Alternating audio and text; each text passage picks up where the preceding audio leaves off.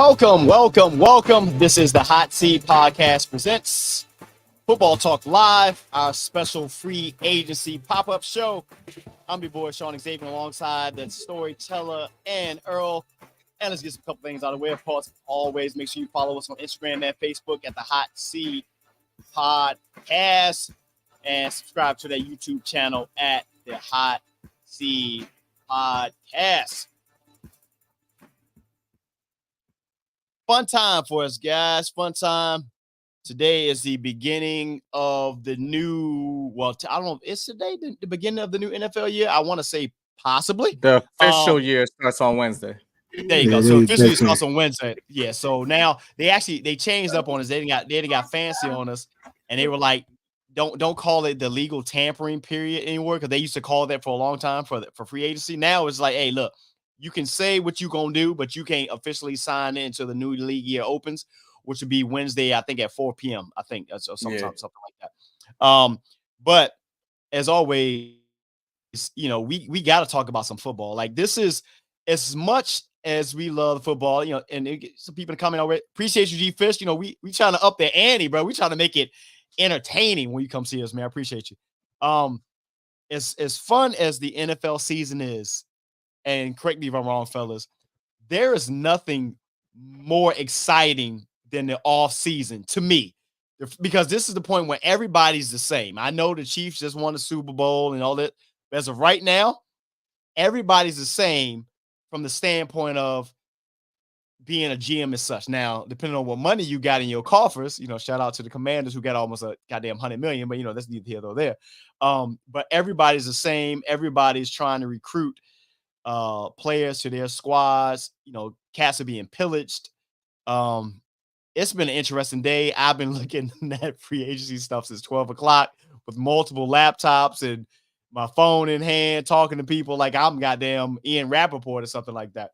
All that just to do this with my homies, man. How you guys feel? How you guys feeling so far, man? Are you guys excited about free agency or not? Earl said no. Right now, Earl got the white t-shirt on like he like a new player on NBA 2K.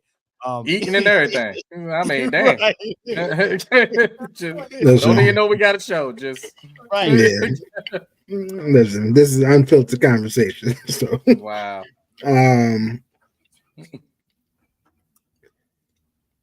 Dave, you go first, because I'm still. All right. So I feel like we've actually done a show already, Shawn. Just between ourselves, me and Earl, because we've been on the phone and on the Xbox. Wait, one second. So y'all didn't call me. Ain't nobody, because you at work. Like we ain't on that. But no one texted me and said, hey, we are in the Xbox chat. Chat following along. But I've been home all day. Oh my God. You don't get on the Xbox. But so we've already pretty much probably had about 2 or 3 episodes.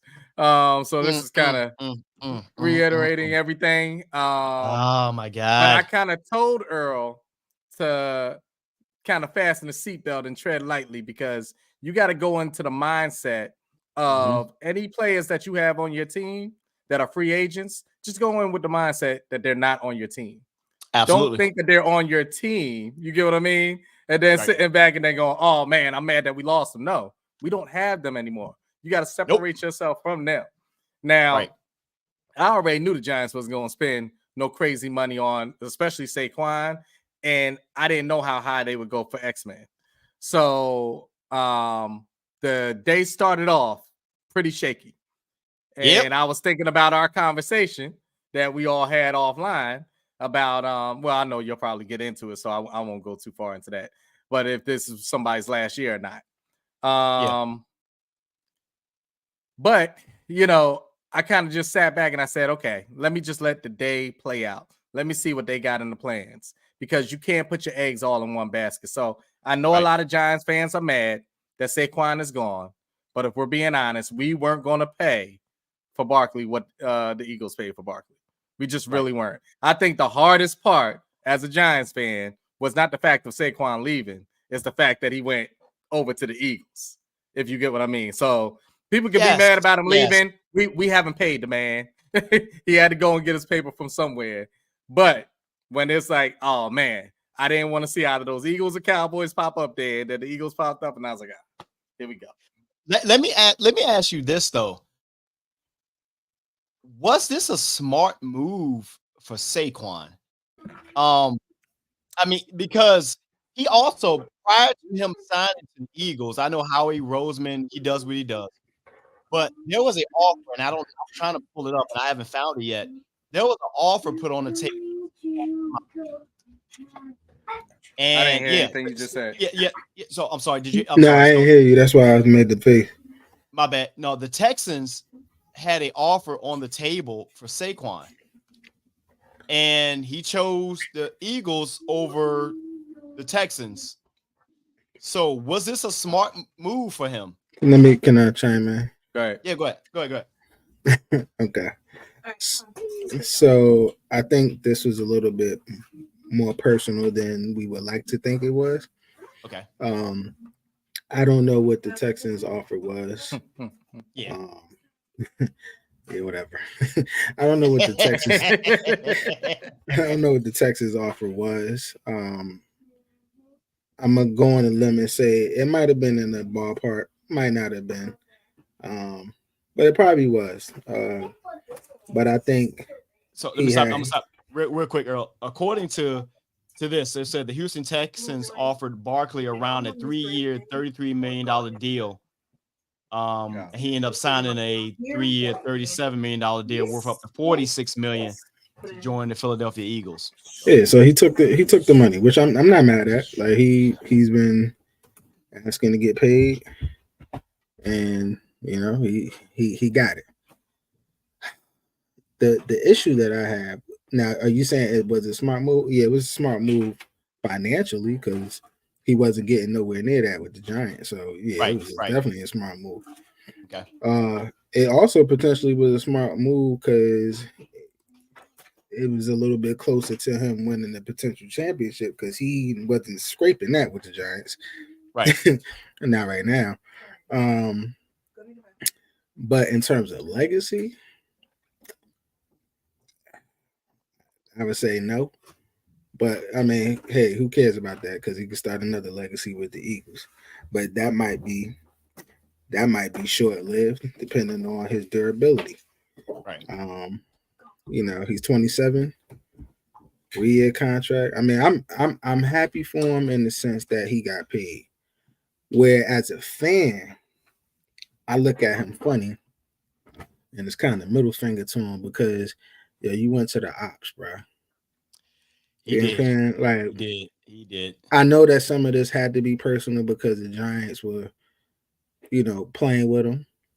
But for the fans, yo, dog, every time you come in MetLife, every time they call your name, just expect to get that. Yo, he can't come back, bro.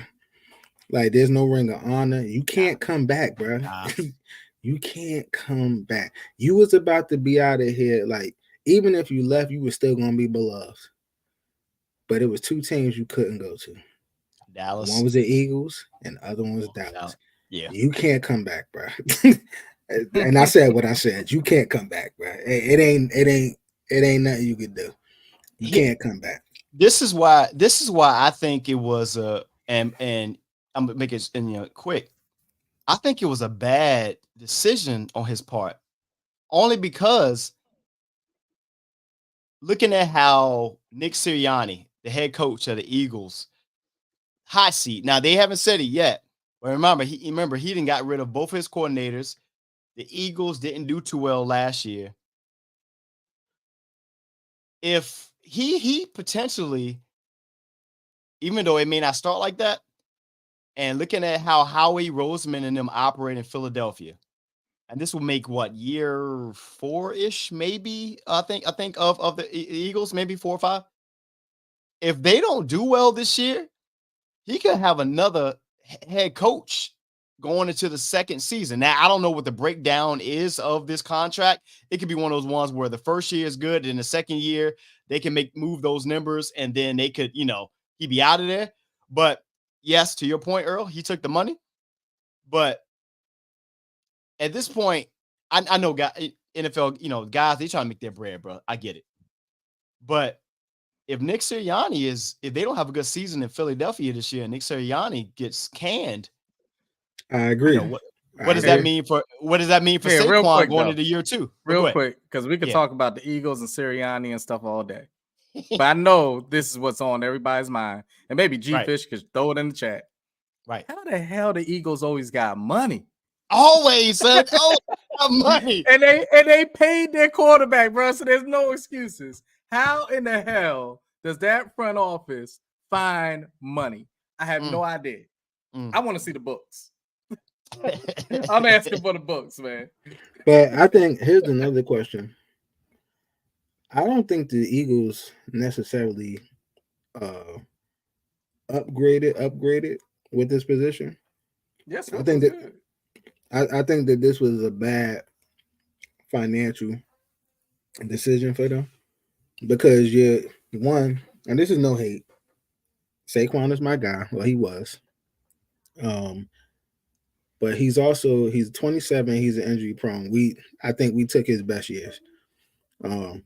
2, I felt like Swift overall was a better fit for the Eagles. And would have been way cheaper. You know what I'm saying? Yeah, it's kind of like a smack in the face. I think if they would not use that committee, because I feel like with the Eagles, and this was one of the things I never understood. They didn't really have it defined. Number one. One week it was Swift, another week it was Scott. What's the other dude? I forget the other. Forget the other guy. But there was too much running by committee. So it was like nobody really had a chance to really get off. You seen Swift had a couple of stints there, here and there, but I guess in this new offense under Williams or whatever. Kellen Moore. I'm sorry, Kellen Moore. I don't know what the heck I'm saying. I'm all over the place. But Kellen Moore, I mean, maybe that might be different, but I don't know. I just feel like because then I don't know. I don't feel like that was they took a gamble. Now then, if Saquon gets hurt, now you're back to square one. You know what I'm saying? And you already see what they're going. I mean, what they did when what's the name got hurt. They didn't do too much of nothing. Actually, the Eagles was on the decline the last 5-6 games of the season. Yeah. It's interesting to see how it moved around, man. So we'll to your point, I know that the O-line, this potentially could be probably the best O-line Saquon has played behind. But at the same time, to your point, can he stay healthy for all 16, 17 games? And how they use them. They have two really good receivers in Philly. And, you saw what happened at the end of the year. At the end of the year, what ended up happening is their offense shrunk. They kind of put it all on Jalen, and that's what it was. So, maybe that was the case of the offensive coordinator leaving. But on paper, you got Jalen Hurts, Saquon Barkley, A.J. Brown, Devontae Smith, and their tight end. I forget his name. And a pretty good offensive line. You should do well. Now, that means that they're going to have to expand that offense to what it's been. And do you play Saquon in a traditional running back role, or do you put him out there like a Swift? And I think, to your point, Earl, Swift did better because Saquon got injured a couple of times this season. And if I'm correct, they were non-contact a couple of times. Saquon is all about injuries. Right. So if we're talking talent and how he can change a team, he can easily do all those things. Right. But he has to be on the field to do those things. And so that's it. and if they plan on using him, because you know what I see? This is what I see. And for whatever reason, I don't know why. I know guys, I don't ever play in the NFL. None of us ever played in the NFL. So I know you're trying to prove that you're this, that, and the other. I kind of feel like Saquon is trying to prove that he's in the same realm as a Christian McCaffrey. And No. And I know what we would say is, but I think that's the thing. You say, well, I'm that guy, but no, I think. Go ahead. I'm sorry. But what I was thinking is like, yeah, Christian McCaffrey had his injury issues, but his injuries happened because when I say overuse, I mean overuse. Since then, Christian McCaffrey has been pretty much healthy. Saquon has gotten injured non-contact wise, and you know, I mean, he's not. CMC wasn't. I don't want to say overused because I mean he had other targets they had other targets that they could spread. But they ran the shit out of him in Carolina. No, they did. They did. Just like but now I guess Saquon could go to a team where he don't got to be the only option. You know what I'm saying? You got your quarterback, you got your 2 wide receivers, and if they with tight end, but it all depends on what they're gonna look like under this system. But I will let me reiterate. Fuck Saquon. Damn. And I mean that from the pits of my soul. Fuck him. Damn. Like fuck him. Yeah. Like I would go to an Eagles game. That's a New Yorker right there, bro. That's a New Yorker right there. I'm a Jersey. That would I would to the pits of my soul. Yeah. The pits of my soul. And I know that shit was personal. I get it. And sidebar, I just want to say Tiki Barber doesn't speak for Giants fans because we don't even fuck with Tiki Barber. Not at all. You know what I'm saying? So not at all. So please understand, bitch. No, so please understand that anybody who's like Tiki does not speak. I don't know who the us is. Tiki came out the blue and started saying what Earl just said. And I think he thought he was going to get some support, but he sold us out a long time ago. Ooh. How soon we forget how he shitted on Eli and started talking about our locker room talk and stuff like that, and how we weren't going to win without a leader and stuff. And the very next year, by the way, when he left, we won the Super Bowl. So, good job, Tiki. Hey, didn't we teach you how to carry the ball? I believe we taught you how to carry the football. You fumbled all that time before that. But, that's neither here nor there. Yeah, on your ass, pause. Don't worry, just know, Saquon, this is how we talk about players 15 years later. In the words of the late great Bernie Mac, he needs to sit down, shut the fuck up, don't say nothing, don't say shit.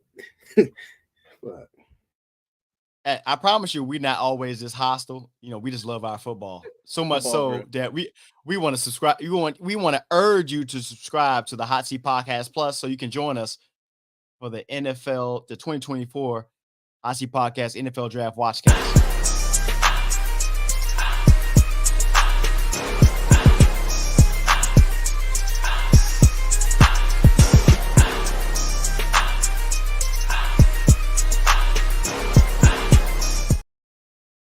Yes, please, absolutely. Subscribe. You can choose what level of subscriber you want to be, man. You can cancel at any time. All types of exclusive access and 20% off of your merchandise, which our hotseatpodcast.com is live now for you guys. But we still talk about football.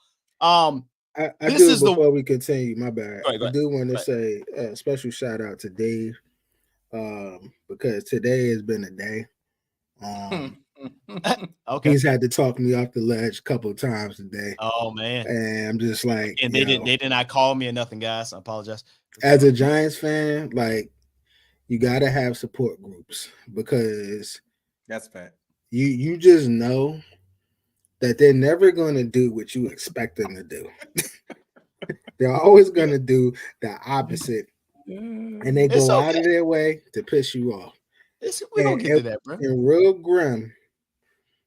I can understand Saquon. I remember Dave was telling me this. We've been talking about this for a couple weeks. And he's like, listen, you need to just kind of get to the point of realization that he's probably gonna go. Okay. Cool. But it was also a caveat. It was like, all right, cool. I'm cool with him leaving, but let's see what we could do with X. Yeah. It wasn't even too much conversation with X, especially. And then honestly, I wasn't even that hurt because when I seen that contract, I was like, you know what? Yeah, we weren't paying. I ain't even mad at the Giants for not jumping on that one. It's okay.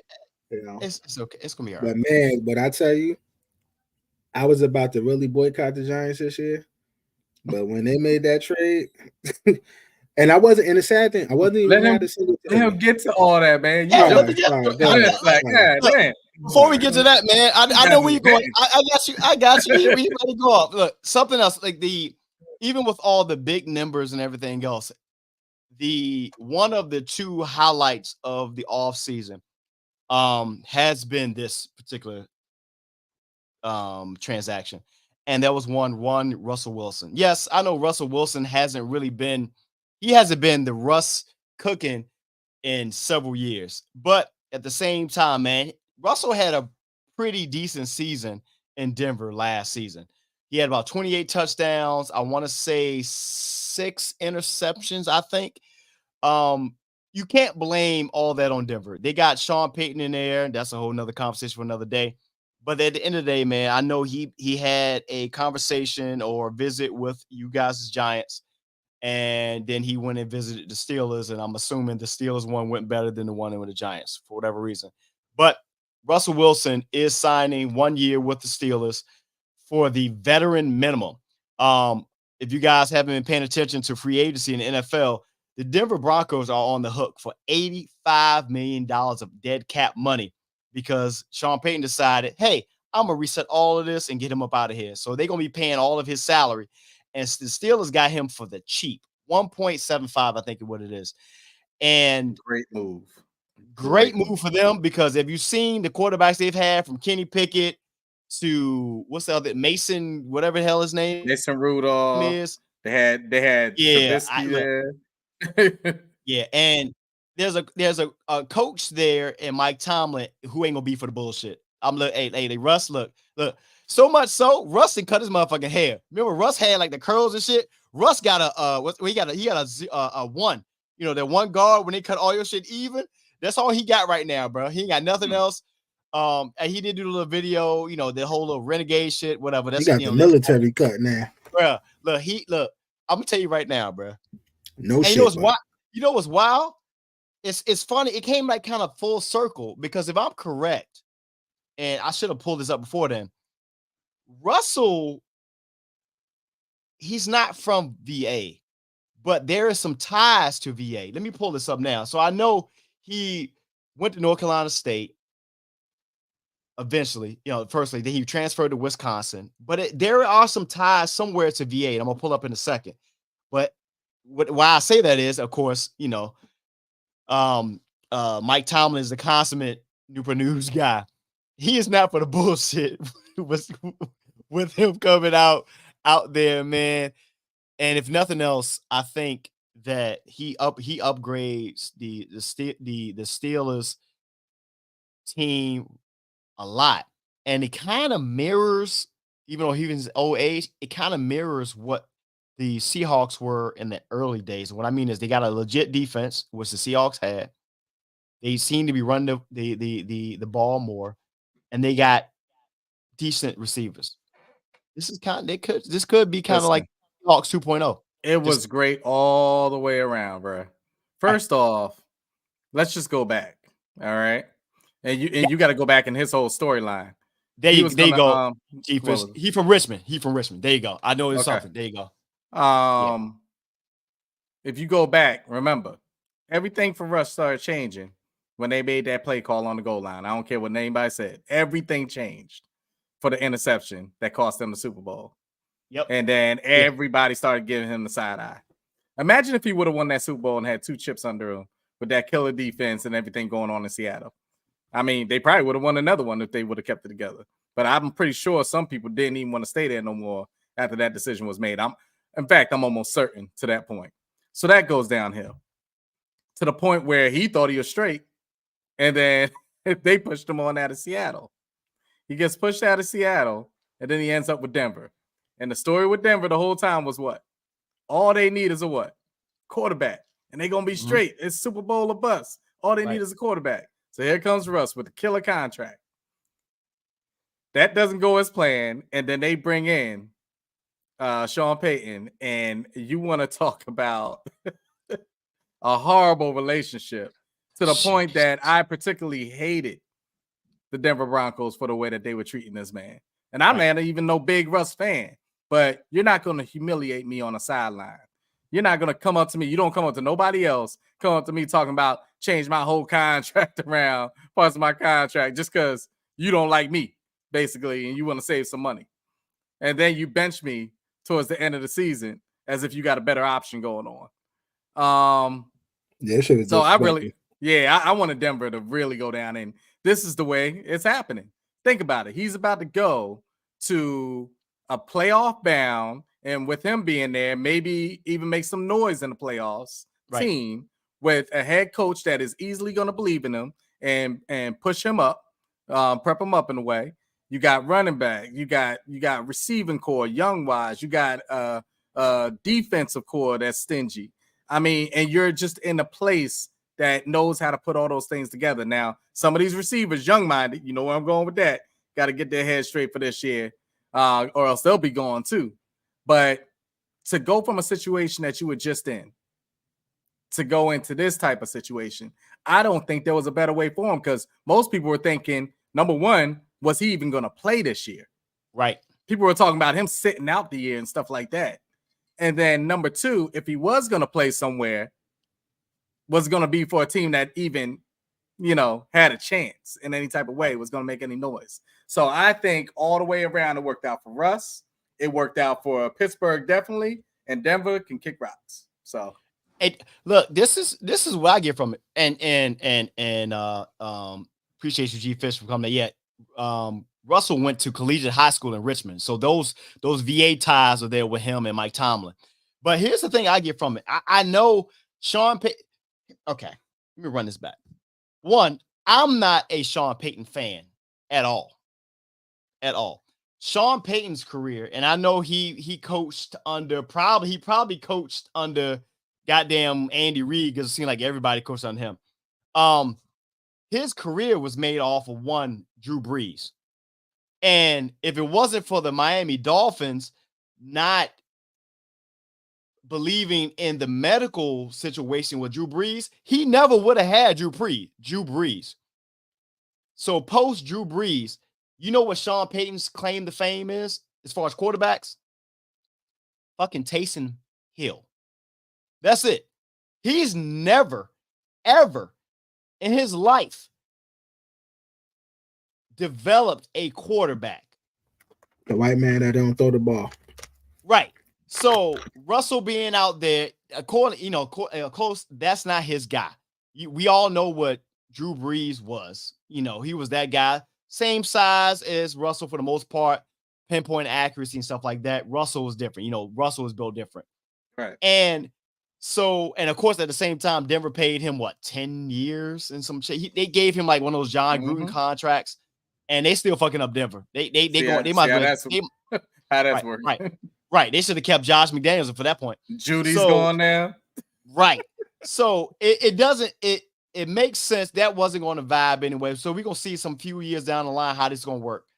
But now you got them on the hook for all this money. Again, they may have should have paid that contract, but salute to his agents. But it's always interesting to me, some of these coaches that get so much leadway who really have not done shit. They were just fortunate to get the quarterbacks that they had at the end of the day. Because remember, Sean Payton only won one Super Bowl, and he didn't win shit. He was the head coach of that.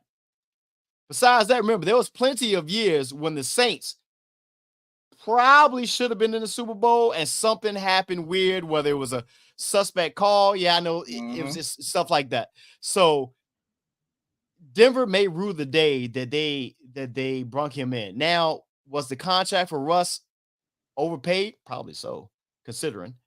But the Sean Payton thing, I don't think it's going to work right. I don't think that may happen. His last comment up there, that may happen because they clearing house. Who? Yeah. You talking about give them Patrick Surtain? Patrick Surtain, yeah. I said they clearing house.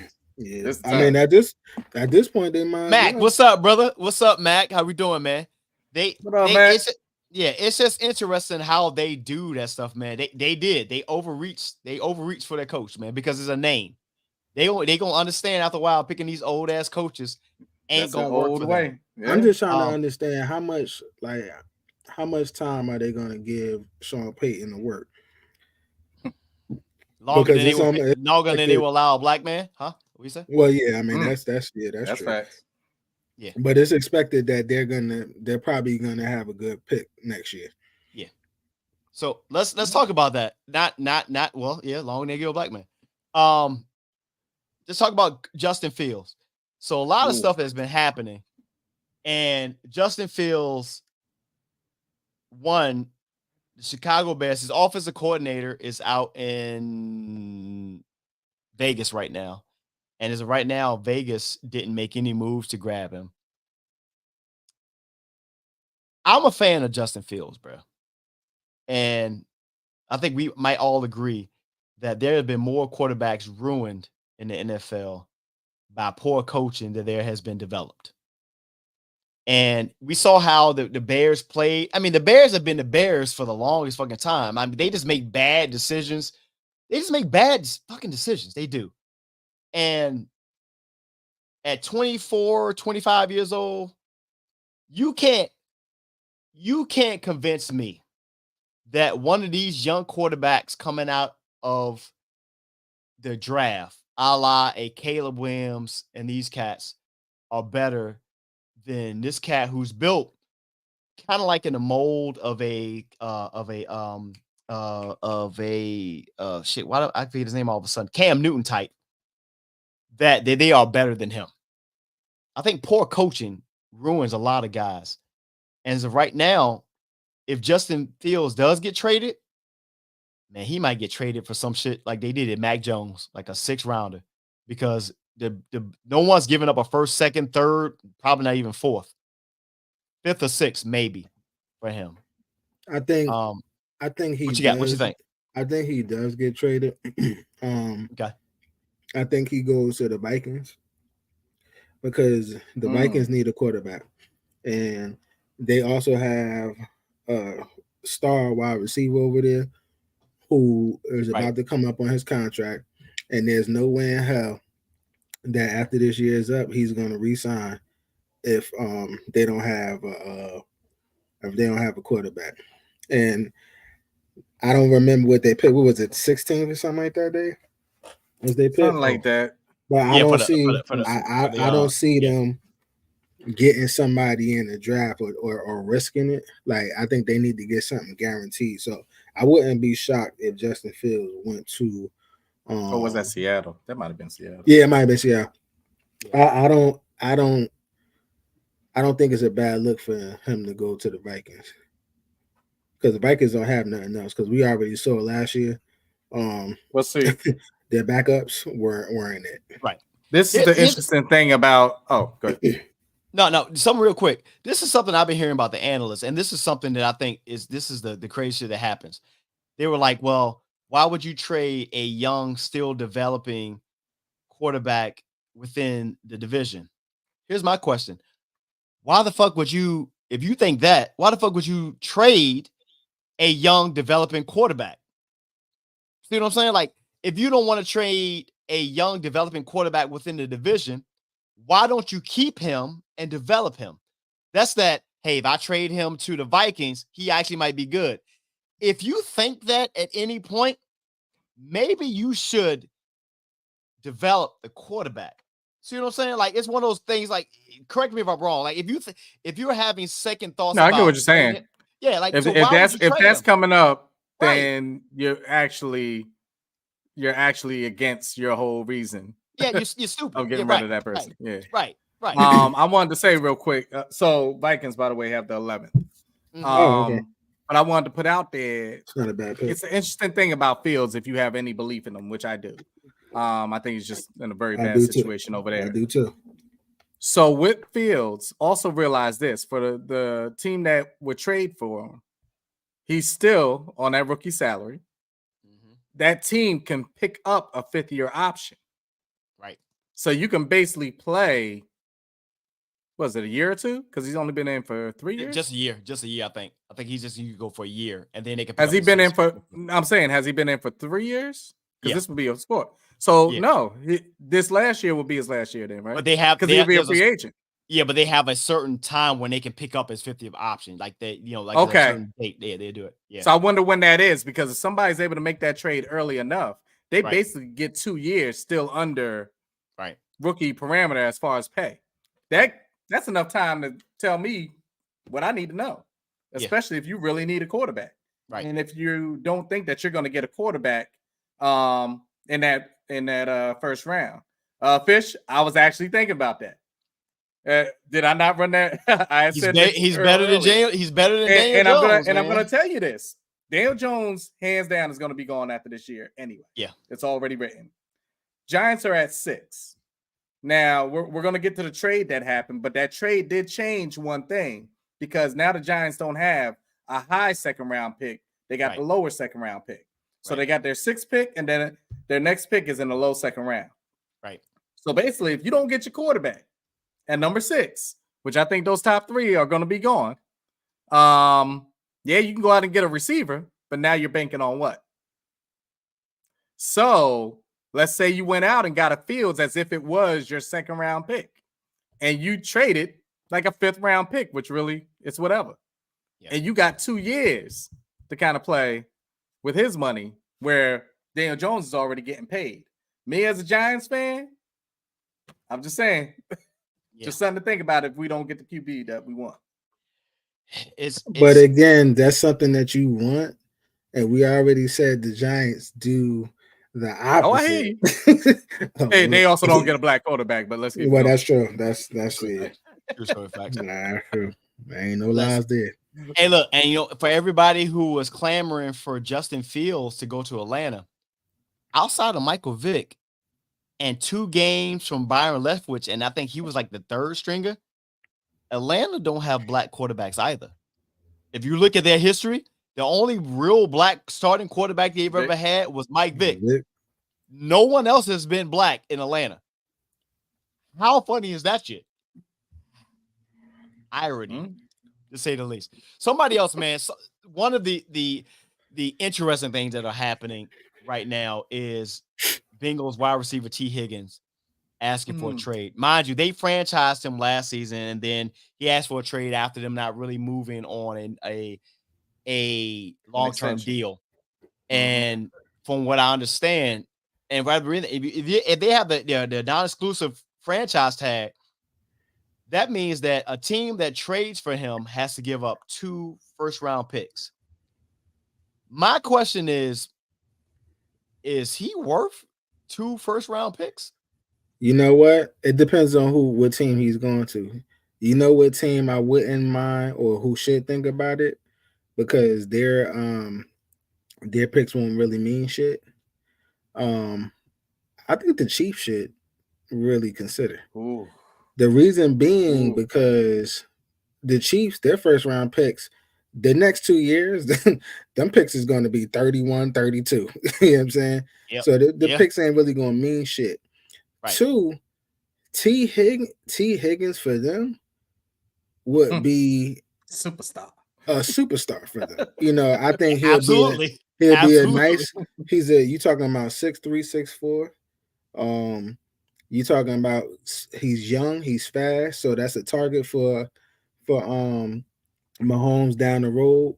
You know, along with Rice, because I think Rice is a nice pickup. That was the rookie, and especially too when you also have a declining and aging Travis Kelce, because you know that's going to be a real situation. I mean, they got any moment may retire. Yep.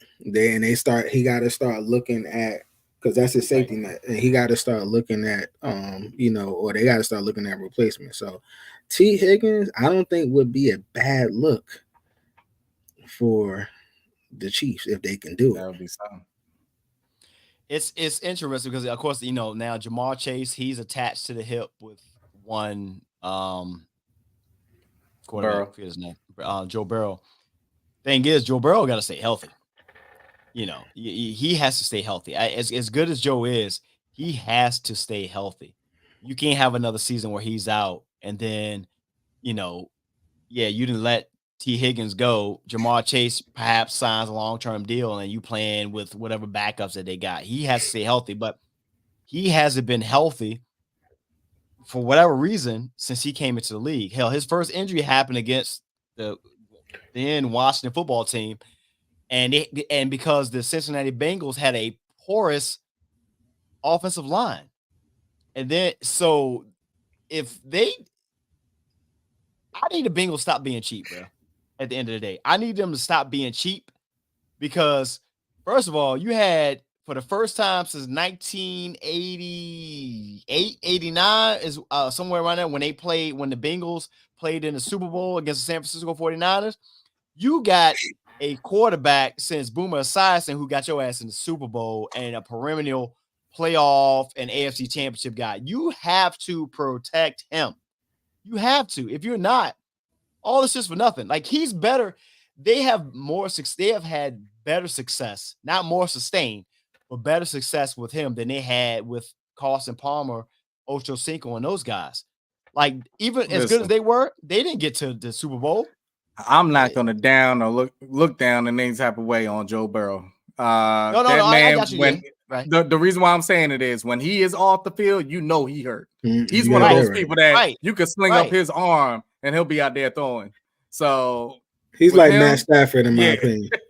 They're ready to die for it. And then mentality wise, he's where Josh Allen's trying to get to. Like there's no fear in his body. Exactly. So Joe Burrow, they just got to find a way. You were leading towards it. They got to find a way to protect that man. Yeah, they put this money all these other. They gotta find a way to protect that man because that's where the money should be going for them. But he got the tools because he owns the Chiefs. You know what I'm saying? Like he owns Patrick Mahomes and all of them. So it's like he does. It ain't a question of like, yo, can he get it done? It's just like, yo, it's the durability. And like you said, Dave, like all of this money. And I wouldn't want to be in that situation because you have 3 young wide receivers that you eventually have to pay. Mm-hmm. You know what I'm saying? And you got to pay something pretty decent. And you have an offensive line that is trash. Right.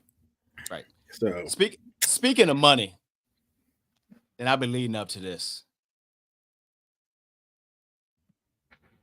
Yeah, this mother, goddamn, hey, Mike McCartney. Here's Mike McCartney, who's the agent for one Kirk Cousins, and I feel like he gonna change his name to Kurt out of Kirk, bro. His name might be Kirk Lavelle Cousins. I don't know what the fuck's going on. This motherfucker here is the Hall of Fame of agents. So Kirk Cousins, which whether we realize it or not, was the big fish for free agency this year, coming off you guys started this. We did. An Achilles injury. Right. But that ain't had nothing to do with everybody else. Bruh. 4-year contract with $100 million guaranteed. And I'm gonna give you guys some context. He's 35. 36, actually, he'd be 36. Since the back-to-back franchise tags in Washington. This is 2012. He is the only player, not quarterback, only player to have 11 years of guaranteed salary. Bruh. If y'all would have tried to keep Kirk Cousins, there ain't no way y'all building no stadium out here. Hell no, man. That man worth more than your team. Bruh. You know, in that whole contract, by the way, is $180 million. Yes. 180 million. Yes. My man's got $100 million guaranteed coming off of Achilles injury, coming off of a Kobe injury. Now, mind you, he had played 8 games, and he was leading the league in touchdowns before that injury. Kirk ain't gonna win you the big game, bro. It has been proven so far. God damn it, he gonna get you to the goddamn playoffs every single year, and he's gonna go in the Hall of Fame as the best. Does Kirk Cousins' agent represent anybody else? Because I feel like he don't need to. Let me check Mike McCartney. Who the fuck else do he represent?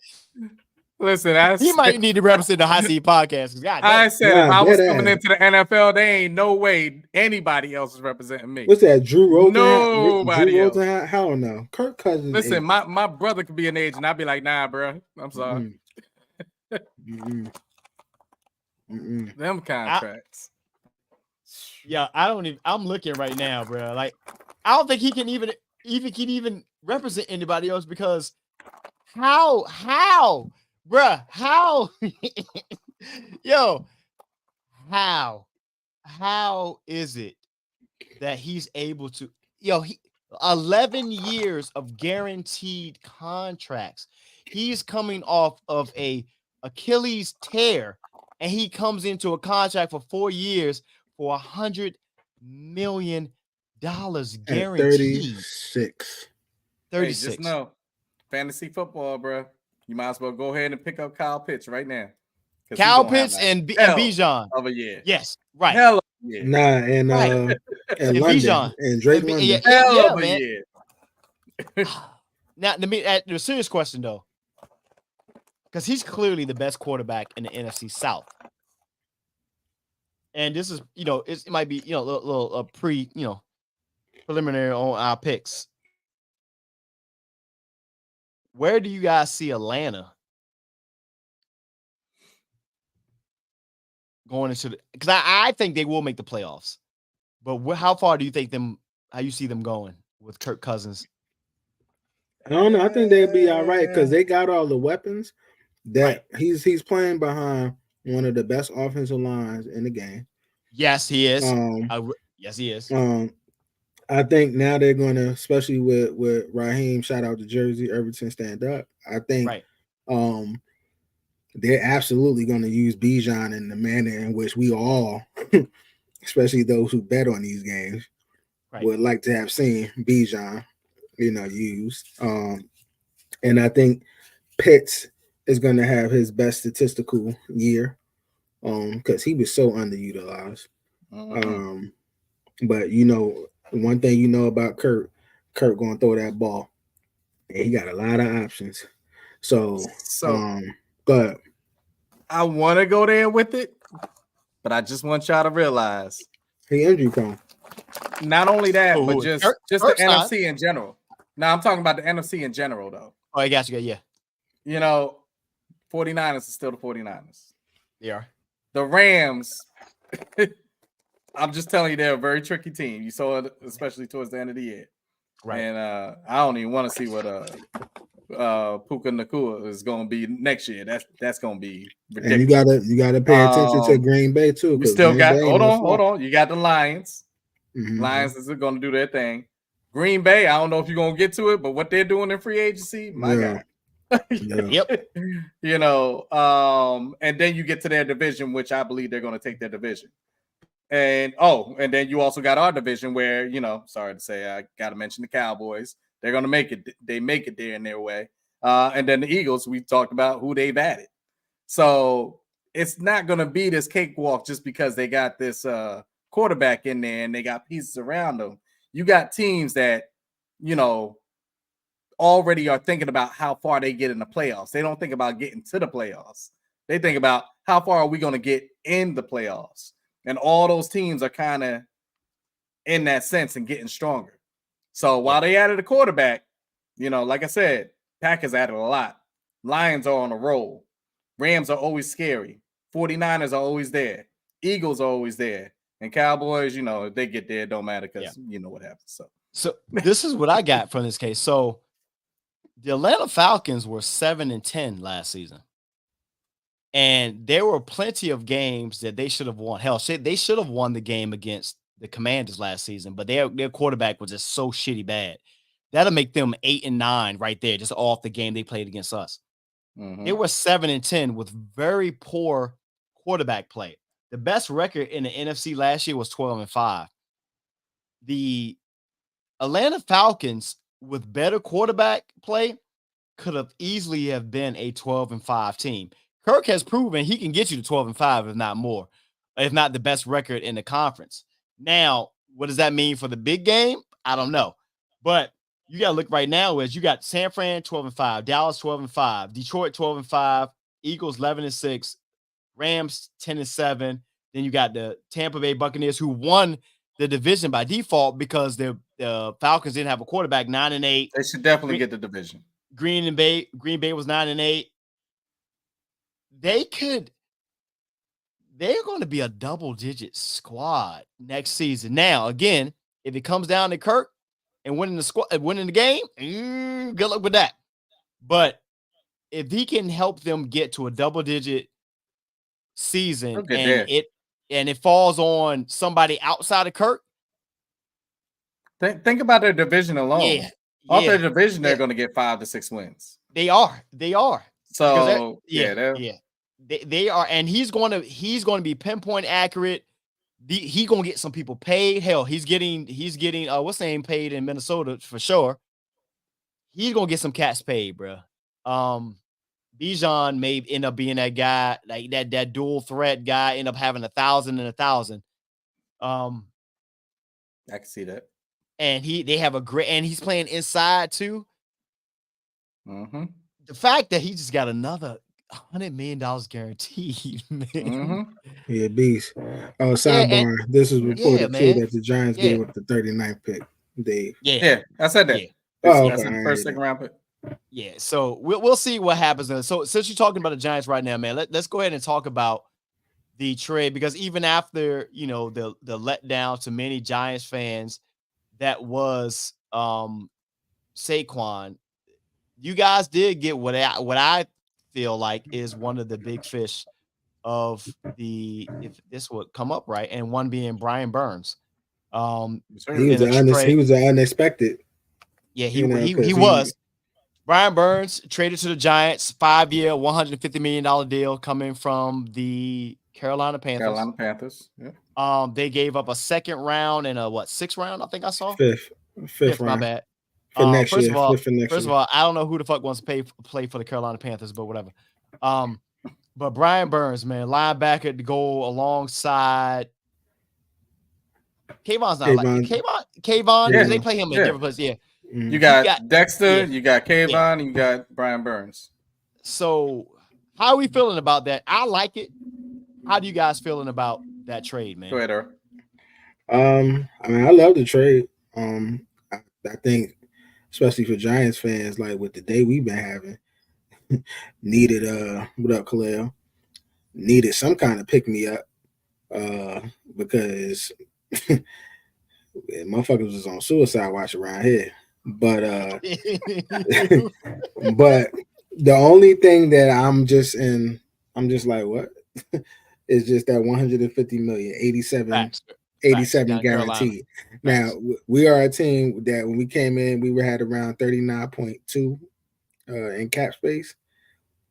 And my math ain't mathing. What I'm trying to understand. If the Eagles can do it, we can do it. We got to turn that in. I guess. The only thing I could think about just long term is that we should have some more money next year. If it holds true that we're gonna let DJ walk, which I hope so. But overall I'm happy with that. Go ahead, Dave. So I love the trade. I love the trade. All the way around, even down to the pay. Because I kind of, after I got off, I did my research when everything happened. Let me explain it to you in this way, Earl, and see if it changes your hey, I like it up to love. To love, okay. Giants gave up a 2nd round pick and a 5th round pick. Do you know what those picks basically were? Imagine if I said, hey, what we got back for Leonard Williams, we're going to flip it for Brian Burns. Mm-hmm. That's what we got for Leonard Williams, the 2nd round and the 5th round pick. It was just a second round pick. Right. So that's the way to kind of compare it on picks. On money-wise, yes, it is $30 million a year. It's a lot. So I went in, did my ranking on a scale. And right now, if everything was to start right now, he is the 2nd highest paid defensive end. But when you look down that list and with money going up next year, just like it did this year, after everything's said and done, he's probably going to be about the 5th or 6th. And that's honestly where I put him. You know, he's not going to be better than Myles Garrett or TJ Watt or who's the highest one now? Nick Bosa is the highest paid one right now because I think he's getting like 34. Man, he shouldn't be getting that. Not right now. And there's somebody else. His brother Joey Bosa is up towards that way. So when you start looking at these numbers, I'm like, yep. Yeah. When I start looking, I'm like, okay, you know what? This kind of makes sense, but you're not going to see it now. You're going to see it a year or two from now when you're like, okay, this is what D's are getting paid now, and I think he's a top 5 DE anyway, and we need him. We need him. So I mean, all the way around, I love it. I think position. I mean, for the Giants, it was like I would rather invest $30 million into this younger player who I feel like is a more needed and an impactful, position opposed to going to impact Kayvon Thibodeau too. Right. He's going to bring up his numbers. Opposed to a running back who are kind of expendable, where you can, you could get a running back in the draft in the 5th round, and if you got the right system, they'll flourish. Look at Pacheco. Yeah. So I was about to say, look who just won. Yeah. I mean, think about it. If you be honest with you, when you think about the Giants during our Super Bowl runs, we didn't need the knockout punch running backs. You know what I'm saying? Nor receivers. Like, we just had people who did their job. But you need that rush on defense. But you need the defense. You need the defense. Yeah. Yeah. You need the defense. So yeah. It's so are they switching from a 3-4 to a 4-3, or are they staying with the 3-4? Okay, that's other conversation. Okay, go ahead. So another conversation is being had right now. In the past, you would have thought that this particular team would have went all in, but everything is new. Everything is new, and that is my Washington Commanders. They signed on day one 3 starters and I guess one backup running back and a a backup. Backup. He ain't a backup. He's starting. What you talking about? I don't. Well, I'll say. Well, it depends on how they list him. I think he will be. I think Brian Robinson will start over him, but I think they will still. He's gone. Hey, right, no, to the Patriots. No, that's who went to the Patriots? Antonio Gibson. Brian Robinson will be the starter. I think Eckler will end up being like however they list him. But for they list him as a running back. Yeah, the Commanders came in with over $90 million in salary cap room, and on day one, they chose to, and I like it.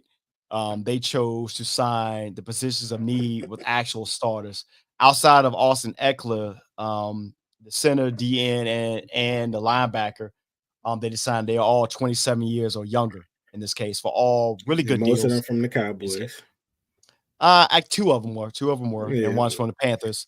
And I actually like the Panthers one. I think he's dope. Yeah, he's dope. Yeah, and of course, when you got Dan Quinn, who actually, he played in Dallas. I mean, he coached in Dallas. You're going to get he took their starting. He didn't take a backup. He took their starting center and one of their defensive ends who played in his defense. So if anything Armstrong was straight. Like, they are able to teach their the rest of the people out there. So I like what they're doing. They're not doing the whole what's his name that came there from a few years ago who got paid all that money, who ain't paid what's his name? Defensive tackle Dave. Yeah, Albert Hainsworth. Yeah, we're a long way from that. So anybody who thinks that this is the same Hainsworth. It's the same Washington team. It's not. Adam Peters, man, I was excited about him when they signed him as a GM, hired him as a GM, and I like what I've seen so far. So let me ask you this, Shawn. Yeah. So today, what would you grade? That's the first question. What would you grade the Commanders like with these signings today? And this is not me being biased, based off the fact that age and they did not. It's kind of like when you get like your when you get that, everybody who got that stimulus check decided, we're gonna go out there and buy, shrimp and goddamn mussels and all the other stuff. They had a ton of money. They could have signed anybody they wanted to. They really could have. But I like what because that team needed so many players. I personally will give them an A. I personally would because they got 3 starters at positions of need: center, defensive end, and linebacker. And then they got he could be a starter from them in Austin Eckler, 2-year deal worth up to like 11.75, which means that's just probably only worth about like $5 million.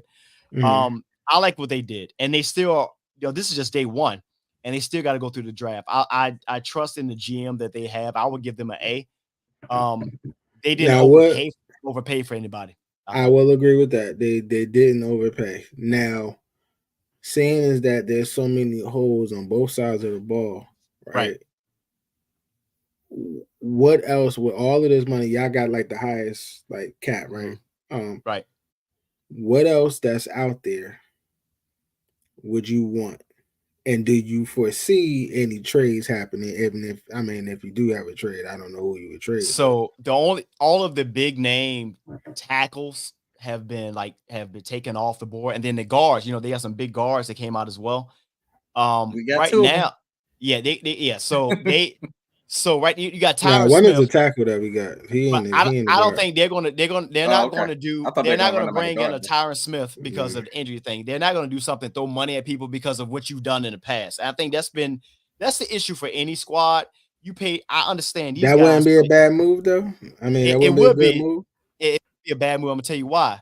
Because how often has Tyron Smith been injured? We were just talking about Saquon.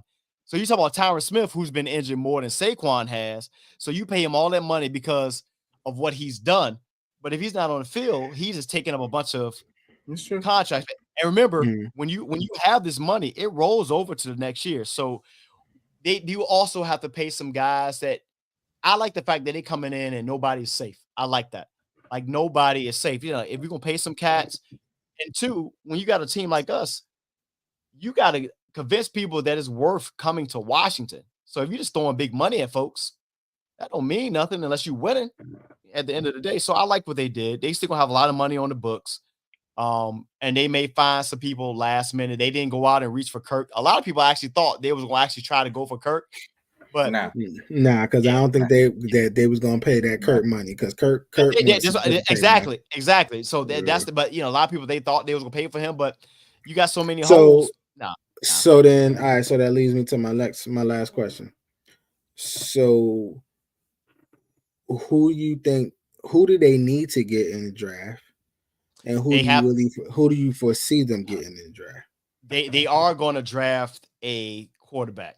They're going to draft a quarterback in this case. But here's the thing about that though: they're going to have to decide if they're going to draft a quarterback to start or they're going to draft a quarterback to sit. Because with you upgrading your offensive line, as much as people can go around the world about Sam Howell was two things.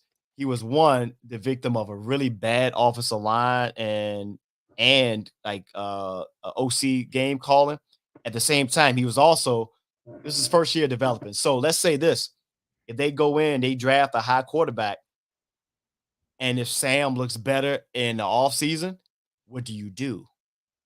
Shawn. That's like anybody. Like, what do you do? But I'm just saying. But now he's still going to be there. But I'm gonna let you with the number 2 pick, he's starting. I was just about to say that because I know you're doing a lot of talk right now. Yeah. With the number 2 pick, whoever it is, they're starting. I get that. So that's what I'm saying. They have to make sure they draft. If they're going to do that, they have to draft the right quarterback at 2. I hear you. They draft, but whoever they draft who, yeah. Who is that? See, we don't know. Depends on how they do it. Depends on it. Now, to me, if I was a GM, even if I'm drafting that 2, he probably won't start until like the second half of the season, unless it's something. It was so because if you do that, I'll say this: if you do that and you throw him out there because you put him at 2, he can end up being a Josh Rosen. He can end up being a Zach Wilson. You're talking about things that make sense. Yeah, that's a chance. I'm not disagreeing with what you're saying. Right. So, I'm just telling. Remember, we had this conversation offline when I said there's things that make sense to us. Right. There's things that are actually going to happen. So that's what I think in the NFL they're going to start. Yeah, because I think they really don't. Whoever they draft, I don't think he's going to start right away. Okay. I really don't. I don't think he's going to start right away. What they're going to say is, he eventually is going to work his way up. We got to see what training camp looks like. Oh, right. That's Absolutely. all shit that they're going to say. You know what I'm saying? But at the end of the day, he knows, and y'all know that when week 1 comes, unless he's injured, that person will be starting. Who would you want between the two quarterbacks between May and who's the other one? And Caleb Williams? No. I don't want Caleb Williams at all. Caleb Williams ain't gonna be there. Yeah, he's gonna be number 1. What about May or LSU? Jaden. Are you talking about Jaden Daniels? I would prefer based off of what they have there. I would prefer a Drake May between those two. Good. I hope you take him. But at the same time, here's the thing I would think though. I think Drake May still has some of the characteristics that Sam has. So if I was being GM, I would actually allow him to develop probably halfway during the season, because this is what you get. One or two things happen. Because you still have Sam signed during that time. If they're above 500, hell, let this thing keep going. They might even run to a playoff run. That means would you have the ability to trade Sam out of there for a higher pick, and you bring Drake in. He's been allowed to develop. See what I'm saying? Now, of course, you get to 8 wins in, and you only got 8 games in. You got 2 wins. All right, bring Drake in. It's kind of like one of those. It can be a win-win for everybody, but it all depends because it depends on how they run the offense. But then let me ask you this: like, how does Howard feel? Because what was it? It was his first or second year? His actual first year. This is his first year. Right? His first year. So my thing is, you come in and they made you the starter, right? Right. And you ain't do bad. Like, you had some upside and stuff. But he had nearly 4,000 yards passing. But that's what I'm saying. 65 times. You didn't do bad. You had some upside, right?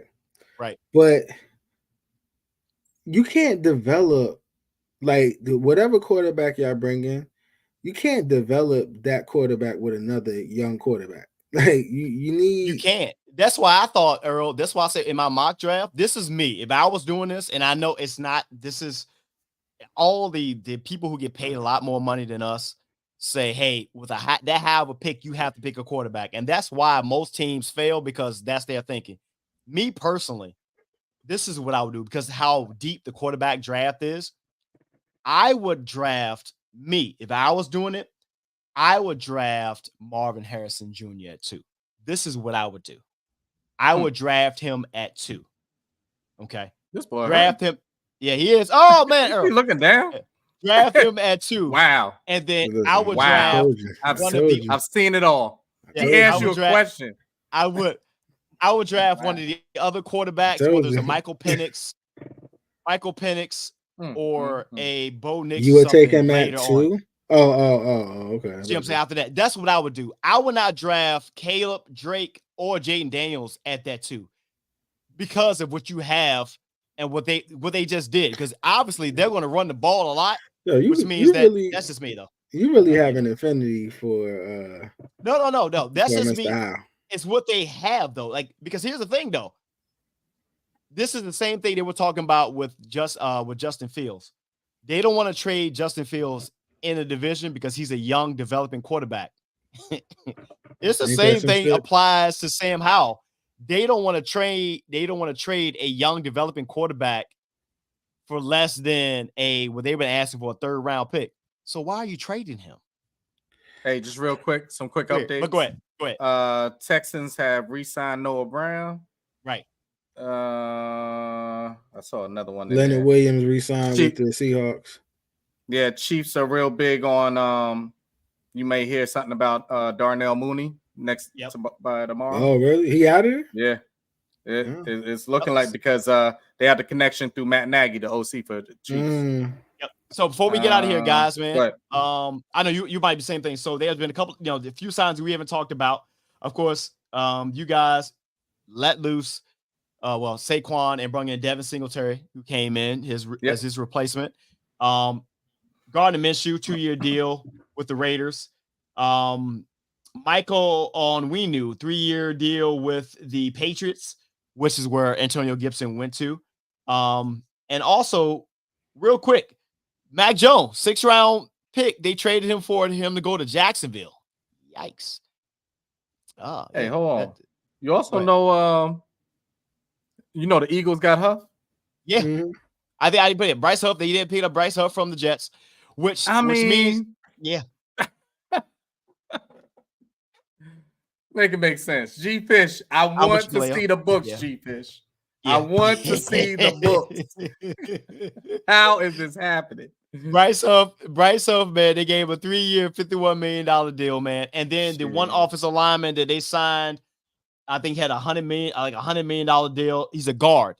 I forget his name off top. It's been a lot, man. This is just day one. It's gonna be a lot of stuff that's gonna happen over the next 2 days. Again, the official signing period is not until 4 p.m. on Wednesday. So there's we still got to figure out where Derrick Henry's going. You saw Aaron Jones get released after they brought in Josh Jacobs, which was interesting to me. So we're gonna see who goes where, and then Tony Pollard went to Tennessee. So they traded out Derrick Henry for Tony Pollard. Good luck. I don't know how that works. I don't know how that works at all. And I'm trying to figure out where is he going and what's his market look like, because I really couldn't even guess and say what it would be. Yeah.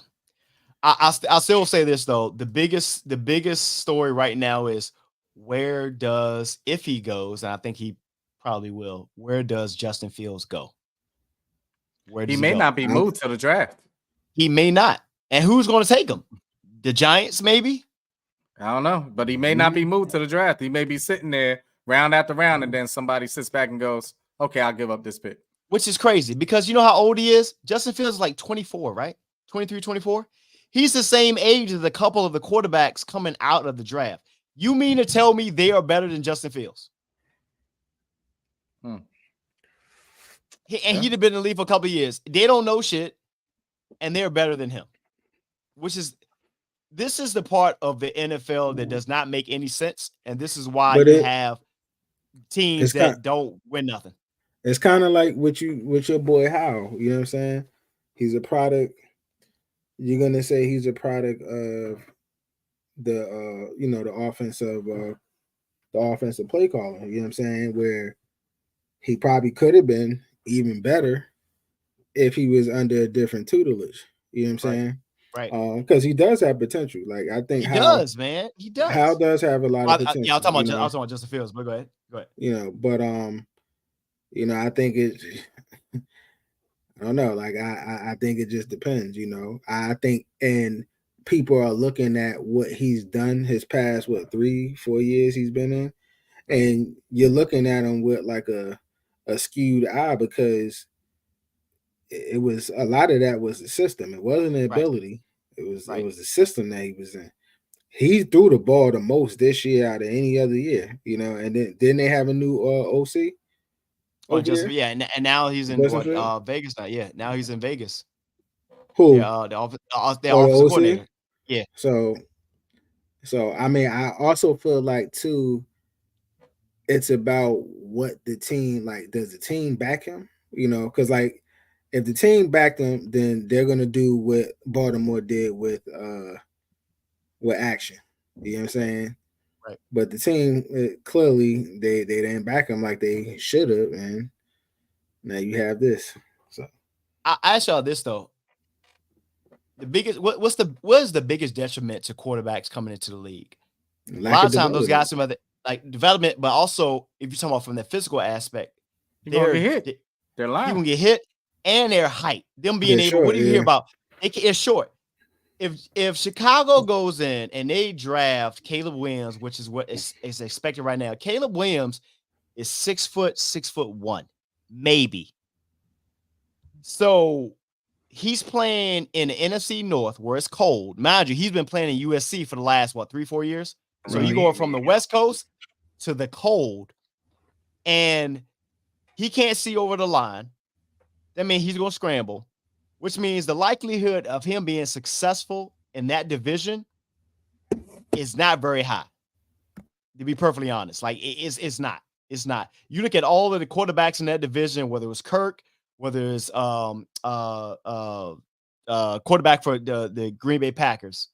Damn, I forget his name off the top of my head. Jordan Love.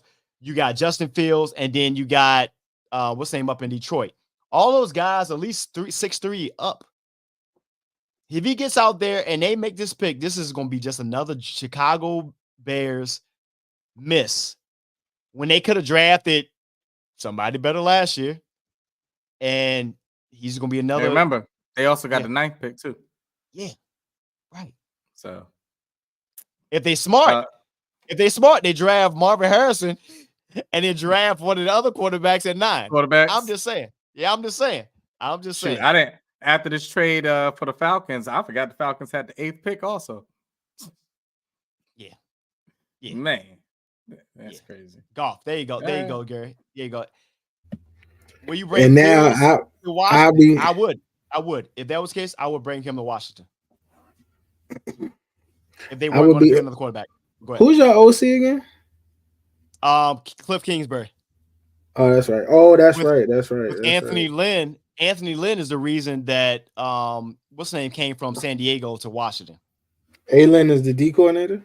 He's the running game. He's the running game. What do you want to call him? The running game coordinator. Yeah, running game coordinator. So he's the reason that he came out there. So yeah. Think they're gonna trade? Okay. They will trade down now. Now that they got Kirk, they will trade down and pick up more picks. Yeah. Because I mean, I think congrats on your Saquon D. Yeah, trading down. I think that makes a lot of sense. It's going to be their offense is solidified. They good on offense. They good, man. It's going to be so interesting. I will say this, Joe. A year after they diminished the value of the running backs, this year all of a sudden the running backs getting paid from Josh Jacobs to Saquon to who's the other quarterback? They're the only two that got paid. Everybody else ain't really. Tony Pollard got a pretty decent deal as well. They all getting paid decent money. Remember last year they weren't trying to play Saquon. They got like $8 million. Yeah, but they get multi-year deals. Swift as well. They all get multi-year deals. It's so weird how it changed. It still ain't 15 million like that CMC got. Yeah, it's not. I mean, it's not. Saquon probably is getting potentially the closest to it. Yeah, so there's incentives I think tied to it. Go ahead. Yeah. Damn. Oh, here's my last question. Go ahead. I really feel like, and I'm talking to like these young quarterbacks, and I'm thinking about like a Shador. You know what I'm saying? Who's going to be a first rounder coming out next year. And this is a league where is he? Yeah, hell yeah. What the fuck? Absolutely. Shador's coming out and he's going to be a first rounder this year. Colorado will have 2 first rounders this year. Mark my words.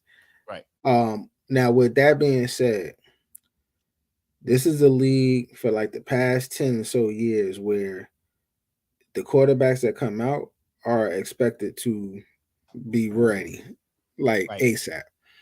Right.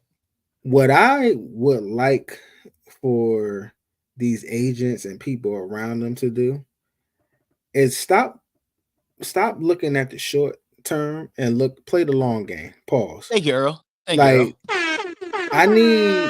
I need like, especially with like I look at like a Shador, right?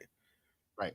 I feel like he got the right people around him. I'm hoping that, he'll listen, but it's like, yo, try to see if you could go somewhere where you're going to be able to develop. You don't want to go, especially if you're a black quarterback, you don't want to go somewhere with all of that pressure and you got to be the man. Because look at Bryce Young. Bryce Young is undersized. He ain't got who he throwing it to. He ain't got nobody to throw it to. They cleaning house. Like, he is in a lose-lose situation. Yes. So it wouldn't shock me if that Bryce Young turns into what's my man, Sam Darnold in about 2-3 years. You know what I'm saying? And it's like, yo, that number 1 pick and that top, they ain't all cracked up to be. Ain't everything is cracked up to be. So I just hope that like there's more conversations around these guys, and they some of them can't control their narrative. I mean, you seen what happened with Eli with what's my man from He's the white. Go Chargers? ahead, keep going. Keep going. No, it's true. I mean, you know, Caleb he half white, you know, light skin, but you could kind of, you know, you saying what's my man from the Chargers? Oh, you talking about Ryan Leaf? No, the one Oh that no, they traded right. with Eli, Was that? Oh, you're Was talking that about Phillip Rivers. Phillip Phillip Rivers? My Rivers, bad. yeah. Phillip Rivers. Yeah, man, if you got a Kirk Cousins type of agent around you, you know what I'm saying? Or Eli Manning type of agent, you can make some things happen. Okay. You know what I mean? You can make some business decisions. So yeah, I just wish that they would really like pay attention to that because it ain't all cooked. Because I really think Caleb Williams is gonna be a bust. Like, but here's what I'm gonna say something what you saying, Earl. Unfortunately, the reason Eli was able to do what he did because he white. No, not because he white. There is a quarterback lineage. Who's his brother? Who's his daddy? There's no black quarterbacks like that in the NFL. Like, you know, there's no, you know, Michael Vick doesn't have a son playing in the NFL. Warren Moon doesn't have a son. Yeah, the brother though playing in the NFL. I mean, well, yeah, that's a little different. His son, that's because of stupidity. Obviously, but they don't have. We don't have a lineage of people who can actually push that like that. Like all the black quarterbacks. But if you think about it, own. How many white quarterbacks have lineages? Like it's only ain't a lot. Andrew Luck, the Mannings. Okay, outside of that, who else? That's what I'm saying. I'm trying to think. It ain't a lot that you can be like, oh yeah, it's like. See, I was about to mention though. I know where you're going, Shawn, but I was gonna mention actually what Derek brought up. I think if anybody's gonna help him pave his way, there ain't no bigger voice than. Hey, Prime, yeah, you know what I mean? The one. Yeah, he'll be the one. Yeah, he'll be definitely like that. The one. That ain't happening with my son. Nah, you ain't ruining this. He'll be the first you one. know what I mean? Yeah. So I think he will be protected in that way. He'll be the first one. Yeah. So. And that's the thing that's the one. And to your point, I agree with you, Earl. That's the thing that they do need on the black quarterback aspect. I agree. There's not a lineage because when it comes to a black quarterback in the league, we all know they're seen as the black athlete who can play quarterback. It's not the same as the white quarterback who can be the all-state, all-region, whatever quarterback. It's the black quarterback who, you know, the athlete who can be the good black quarterback. I don't care what we've done. Even look at the quarterbacks now, and some people might dislike this. Even with a Pat Mahomes is not reviewed in the same way as a Lamar Jackson or Jalen Hurts or the black quarterbacks. Even though he's viewed more as a quarterback because exactly he's light skinned. Exactly. It is, man. He's not. This is all about the situation. Take black or white out real quick. Right. This is the situation that you're thrown in, period. Right. A lot of these people that are the top, let's say 3 picks, they're thrown in a situation where the coach is probably about to be out the door. The general manager is about to be out. Exactly. You get what I mean? Right. Like it's a very bad. The line is probably horrible. Players that are even of quality are ready to go already. You know, it's a very bad situation. Then if you're coming in and you're not behind, say, a veteran quarterback that maybe you could sit for a year, at least a couple games, it's it. That's it. It's written. So, exactly. It's a situational thing. And to your point, Dave, and this is why, and again, this is not me being high on somebody else. I just believe in developing people because when you start looking at, we're going to move on to the next draft pick, when you start realizing that these guys are the same age. Guys the impatience of the NFL is so mind-boggling. It's crazy, right? At times. Like Justin Fields is about to be traded, and he is the same age, I believe, as some of the quarterbacks who are being drafted in who don't know nothing about the NFL. Sam Howell is the same age as, I believe, Drake May and Caleb Williams. Sam Howell only played his rookie year was literally this past season. It literally was this past season. He had that one game at the end of the year prior, but this was his first season. And then even off that, it was like he's not that. But it also depends on the market that you're in as well. I believe that somebody like Sam, if he's in a different market, he's probably going to be their starter. But when you get to your DC, New York, LA, Texas type, they're ready to move on so fast because like we need to win.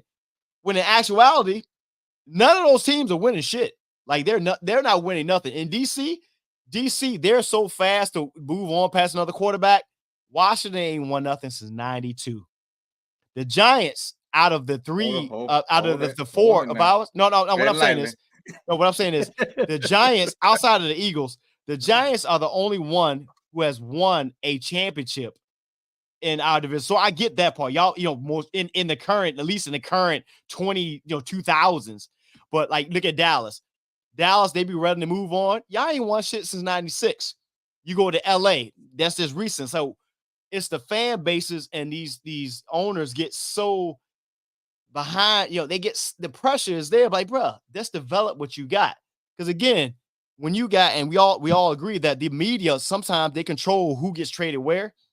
If you say a team doesn't want to trade a young quarterback to a team, they don't want to trade a young developing quarterback to XYZ, you need to rethink about what you're doing. If you don't want to trade them, don't trade them. Like, don't trade them. The money, the cap just went up. You already know that answer, George. They ready to move on from your boy. He about to hit y'all for 61, 62. And that's the reason why Dallas has not made any moves, because his cap is like 64 million. His cap hit 64 million. Dax. 64 million is his cap hit. The Cowboys have 2 million in cap room. They've lost.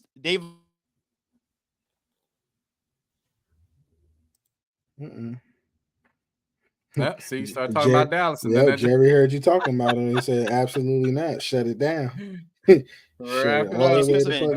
They lost Tony Pollard. So it's interesting to see what we do. I mean, we're going to continue this conversation. We're going to continue to post, to real time, picks and everything else over the next few days, because it's only going to get more interesting. And of course, I think we can say it now. You got, I guess we can say it now.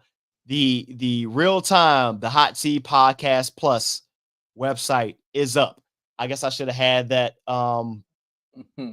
ready to go, but you guys can. I'm gonna type it in right now to put it on there, so you guys can go and look at the site itself. Let me put this in. There we go. The HotSeatPodcast.com. We are live and ready to go. Online, you can listen to the pod. You can get merch. We are ready real time. Our official merchandise. If you're a golfer, so George, if you're a golfer, you might want to get pre-order you a golf polo. Yeah, you get one of those polos, man. They solid, man. They gonna be solid, man. They're gonna be solid. We go. Dave and I are gonna show you guys what they look like. The polos, the official podcast tees will be dropping. They're due to ship out at the end of the month. But the HotSeatPodcast.com is live and ready to go for you guys, man. 3 years in, we are official. So yeah, yes, George. So go to the HotSeatPodcast.com. Go ahead and order your and it's actually, we decided on this. It's a THPgolf.com. So THPgolf.com. Our official golf polos are available in our 3 different colors. So you can go ahead and do your pre-order. And then of course we have the Hot Seat Podcast official podcast tee, which is available for pre-order. Yeah, so check it out. You can listen to the pod, share it, everything you just want to do. Subscribe to the Hot Seat Podcast Plus, because if you do, you get 20% off your merchandise. Just saying. And access to exclusive content. And for everybody who's watching us right now, April 25th is the Hot Seat Podcast NFL Draft Watchcast. It is only available for the Hot Seat Podcast Plus members. So if you are not a member, and you can pick whatever level of member you want to be. So there's no particular charge. Unless you're a member, you won't see us on April 25th for the first round of the NFL draft. So make sure you subscribe, lock in with us. It's going to be a fun night. If you've ever watched us before, the drinks, we bringing up our draft analysis, all of our heartaches and everything else. Call-ins, everything else, man. It's going to be dope, man. So make sure you subscribe to the Hot Seat Podcast Plus. So just go to the hotseatpodcast.com, subscribe, get you some merch, subscribe to the Plus. You can roll that one more time if you got it. Yeah. Some people didn't say it. Yeah. Which one? You know what? Which one you talking about? You talking about this guy?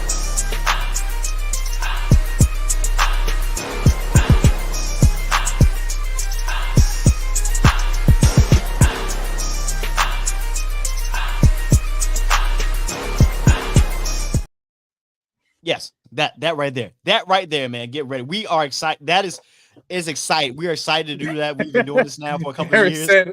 Gary said all 6 hours. Yeah. It's all 6 fucking hours, man. It's a hell of a day. We started Earl falls asleep about 3 times. Yeah. Earl falls asleep. He does. 7:30 p.m., man. It's going to be the pregame. It kicks off at 8 p.m. officially. And this year, we promise to even have more content. Look, if you've seen it, and shout out to my man G Fish, who's been tapping in with us. He said he loved our setup. Look, we've been doing this for 3 years, bro. And I promise you, we've been working on our presentation, all of our stuff behind the scenes. Bro, look, I ain't gonna lie to you. I've been working with the league to try to get us as much content we can officially that we can. You want to be a part of this. We're going to give out stuff. We appreciate you guys again for being a part of the Hot Seat Podcast. We appreciate it, man. If you guys haven't already, make sure you go onto the Instagram site, man. You got featured in the Black Pod news. We just appreciate you guys, man. We love football. We love video games. We love just interacting with you cats, man. Everything else in between. And it is still Women's History Month. So make sure you guys tap in with us this week, because we have a guest this week coming out as well, and for the rest of the month. So yeah, fellas, y'all got anything else, man? Y'all want to add to the show, man? At this point, I'm just letting them know what we're doing. That's it. Earl about to go to sleep. It's gonna be some more free agency. So I'm gonna be up all night, trying to get whatever other free agency news out. So I'm gonna be up literally all night. So if you're on the Instagram joint, I will be posting stuff throughout the night. We'll be on the box. I'm gonna be on the boxes. My guys didn't want to talk to me, and since I've been talking to the official people from the news networks, but I see what they're saying. Just how they do me. They do me so wrong. They do me so wrong, man. But it's the hot seat, man. Everybody go to sleep. Sleepy ass bitch. I ain't gonna lie to you. I'm sorry. I apologize.